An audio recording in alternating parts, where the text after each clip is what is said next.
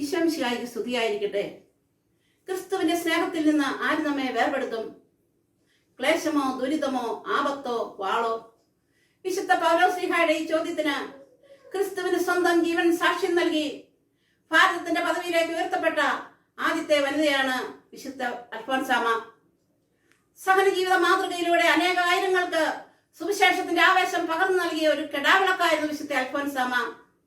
1910 August 19 കേരളത്തിലെ കോട്ടയം ജില്ലയിലെ കുടമാളൂരിൽ മുട്ടത്ത് പാടത്ത് ജോസഫിന്റെയും മേരിയുടെയും 4ാമത്തെ മകളായി അന്നക്കുട്ടി എന്ന അൽഫോൻസ ജനിച്ചു.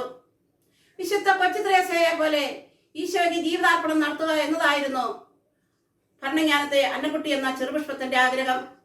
കൊച്ചു കൊച്ചു സുഹൃതങ്ങൾ, പ്രാർത്ഥനകൾ, സഹായങ്ങൾ എന്നിവ യേശുവിന് സമർപ്പിക്കും. ഏറ്റവും ലളിതമായ ജീവിതശൈലിയിലൂടെ സ്നേഹം, ത്യാഗം, സേവനം, സഹനം എന്നിവയായിരുന്നു വിശുദ്ധ അൽഫോൻസാമയുടെ മുദ്രാവാക്യം. അങ്ങനെ 1946 ജൂലൈ 28 ഈശോ മറിയം ഔസേപ്പ എന്ന നാമം ഉരുവിട്ടുകൊണ്ട് തന്റെ സഹനബലി പൂർത്തിയാക്കിയ അൽഫോൻസാമ ഇന്നും ബലിപീഠത്തിങ്കൽ വണങ്ങപ്പെടുന്ന ഒരു വ്യക്തിയാണ്. ഒരു സമൂഹത്തെ മുഴുവൻ കാത്തു തിന്നാൻ തക്കവിധം സമൂഹത്തിന്റെ അടിത്തറയുടെ ആഴത്തിന്റെ വേരിളക്കി സമൂഹത്തിന്റെ ചോരയും നീരും ഊറ്റിക്കുടിക്കുന്ന മാഫിയകൾ തഴച്ചു വളരുന്ന ഇക്കാലത്ത് ഏറെ തീക്ഷ്ണമായ സഹനപാതയിലൂടെ മുന്നോട്ട് വന്ന അൽഫോൻസാമയുടെ ജീവിത മാതൃക ഇന്നും വളരെ പ്രസക്തമാണ്.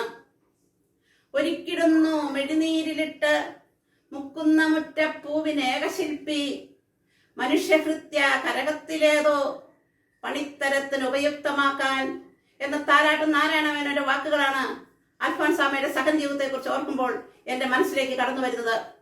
അവരുടെ ഓരോ സഹനവും ഈശോയുടെ തിരുഹൃദയത്തിന് മുൻപിൽ ഓരോ പുഷ്പമായി വെച്ചിരുന്നു. എന്റെ ജീവിതമാണ് എന്റെ സന്ദേശം എന്ന ഗാന്ധിജിയുടെ വാക്കുകൾ അൽഫോൻസാമയെ കുറിച്ച് പറയുമ്പോൾ ഏറെ പ്രസക്തമാണ്.